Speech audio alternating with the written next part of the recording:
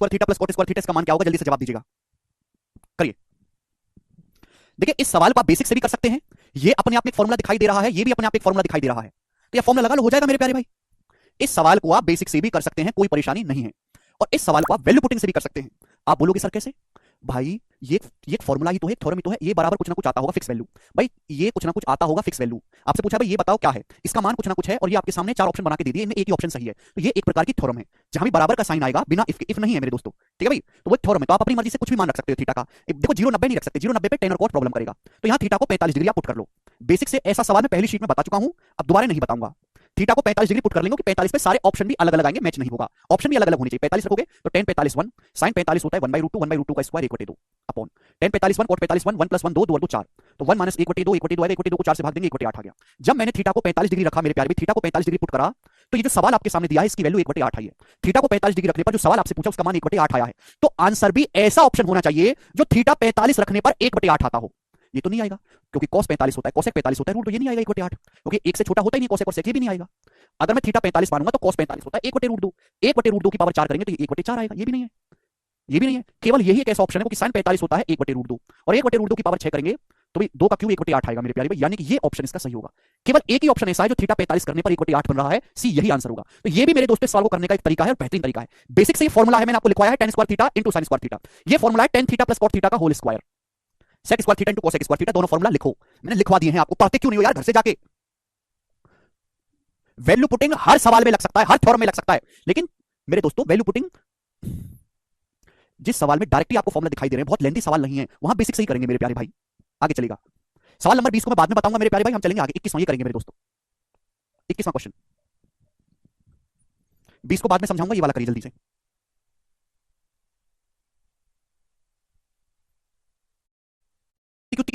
पिछला लेक्चर जाके देखो, पहली शीट में हो चुका है। यदि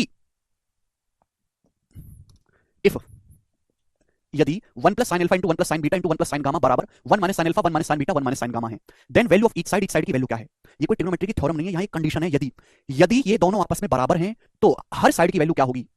यदि ये बराबर ये है तो प्रत्येक साइड का मान क्या होगा? ऑप्शंस आपके सामने है, करेगा। यदि 1 + sin alpha * 1 + sin beta 1 + sin gamma बराबर 1 - sin alpha 1 - sin beta 1 - sin gamma है, then value of each side is. ये एक स्पेशल सवाल है बच्चों, मैं इसे आपको दो क्वेश्चन करवाऊंगा। इस सवाल को करने के लिए स्पेशल टेक्निक है, ध्यान से सुनिएगा भाई। मैं आपको समझा चुका हूं कि 1 + sin किसी काम का नहीं है जब तक उसके साथ 1 - sin न लगे, क्योंकि 1 + sin * 1 - sin क्या बनता है मेरे दोस्तों? ये तुरंत ही जैसे इनकी गुणा हो जाती है cos स्क्वायर बन जाता है, 1 + sin theta 1 - sin theta cos square theta.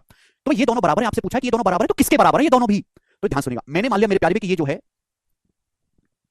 एक सेकंड, मैंने मान लिया कि ये जो है मेरे प्यारे के बराबर है, के, मैंने मान लिया कि दोनों साइड के बराबर है, के, ठीक है। हमने मान लिया कि दोनों साइड किसके बराबर है? के बराबर है। तो बच्चों ये भी के है, स्टूडेंट ये क्या, ये भी के है, और आप मुझे बताओ ये भी के है, ये भी के है, और आपको क्या करना है? के का ही मान निकालना है। ये दोनों आपस में बराबर हैं तो किसके बराबर हैं? ये तो पूछा वैल्यू ऑफ ईच साइड, तो मैंने मान लिया कि ये के बराबर है, तो ये भी के है ब्लैक और ये ब्लू भी के है, तो इन दोनों की गुणा कर दो। ब्लैक वाले के की इस नीले वाले के में गुणा कर देंगे, और जैसे ही गुणा करेंगे, अब मुझे आपको बताने की जरूरत नहीं, हर कोई बालक अपने आप कर लेगा, यही टेक्निक है। और 10वीं क्लास में एज इट इज ये सवाल था। 1 + sin अल्फा की 1 - sin अल्फा में इन दोनों की जब गुणा होगी तो 1 + sin alpha 1 - sin alpha cos square alpha हो जाएगा, बोलो हो गया, इनटू 1 + sin बीटा की 1 - sin बीटा में गुणा होगी तो cos स्क्वायर बीटा हो जाएगा, बोलो हो गया कि नहीं हो गया, इनटू ये 1 + sin गामा की 1 - sin गामा में गुणा होगी तो cos स्क्वायर गामा हो जाएगा। यही हो गया, आप बोलोगे हाँ जी सर बिल्कुल सही। अब के गुणा के क्या आएगा मेरे दोस्तों? के स्क्वायर आएगा, के स्क्वायर आप बोलोगे जी बिल्कुल सही, कोई परेशानी नहीं है। तो हम दोनों तरफ से अंडर रूट लेंगे तो के का मान आ गया जी प्लस माइनस, क्योंकि यहां पे प्लस माइनस दे रखा है, plus minus cos alpha * cos beta * cos gamma, cos alpha * cos beta * cos gamma, ये के की वैल्यू है, सी ऑप्शन इस सवाल का आंसर है, करिएगा। कहां विराट निकल,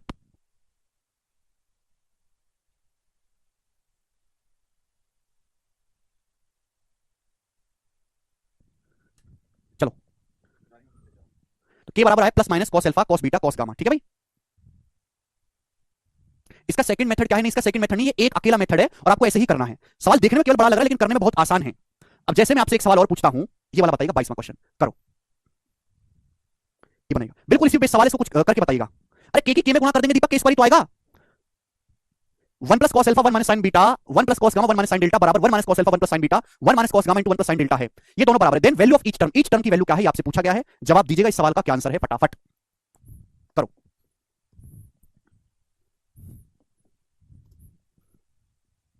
यदि ये बराबर ये है तो आपसे पूछा ईच टर्म की वैल्यू किसके बराबर है, हर बच्चे ने कर दिया। अब मैंने मान लिया कि ये दोनों बराबर जो है ईच साइड के बराबर है, तो भाई ये बताओ कि ये भी के है, भाई ये भी के है, और आप मुझे बताइए दोस्तों ये भी के है, ये भी के है, और इन दोनों के की क्या कर देनी है? आपस में गुणा कर देनी है।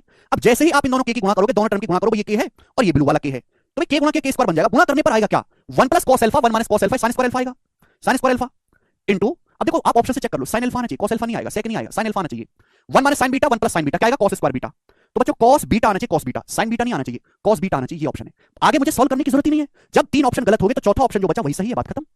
दो दो की गुणा कर देंगे, गुणा करके रूट लेना है, और रूट लेने पर साइन अल्फा आना चाहिए, वो एक ही ऑप्शन, दो ऑप्शन में आ रहा है, फिर कॉस बीटा आना चाहिए, वो एक ही ऑप्शन में, बात खत्म।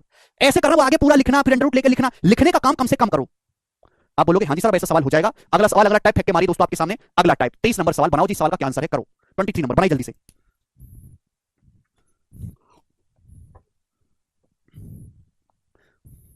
इस सवाल को करिएगा, अगला टाइप आपके सामने।